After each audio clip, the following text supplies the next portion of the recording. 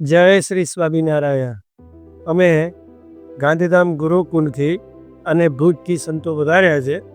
દર્શન કરીને એટલો બધો આનંદ થયો કે આ છોકરાઓએ ઘણા સમયથી મહેનત કરી અને બહેનોએ પણ મહેનત કરી. એક દાખલો બેસાડ્યો છે કે કોણ એમ કહે છે કે અમને ટાઈમ નથી. ભગવાનને રાજી કરવા હોય તો ગમે ત્યાંથી ટાઈમ મળી જ જાય છે, પણ રાજી કરવાનું તાન હોય તો કામ થાય.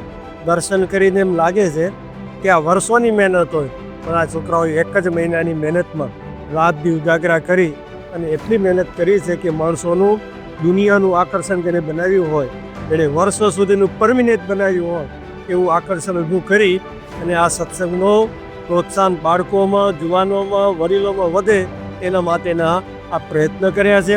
આ ભક્તો ઉપર ભગવાન ખૂબ ખૂબ રાજી થાય અને કેરાના જુવાનો, વડીલો, માતાઓ, દીકરીઓ બધાએ જે મહેનત કરી છે ને એના ઉપર ભગવાન રાજી થઈ દિલમાં વસે એવી ભગવાનની અંતરકરણપૂર્વક પ્રાર્થના.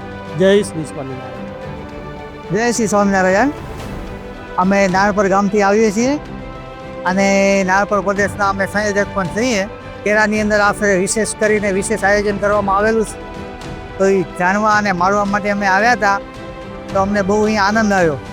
મંદિરની અંદર પણ સરસ હિંડોળા છે અને પ્રદર્શન પણ સરસ છે અને પ્રદર્શનની સ્ટ્રીમ પણ સારી છે, કારણ કે જે વસ્તુ સત્સંગી જીવનમાં જે લખાણી છે એ થીમ પ્રમાણે જ આખું પ્રદર્શન થયું છે.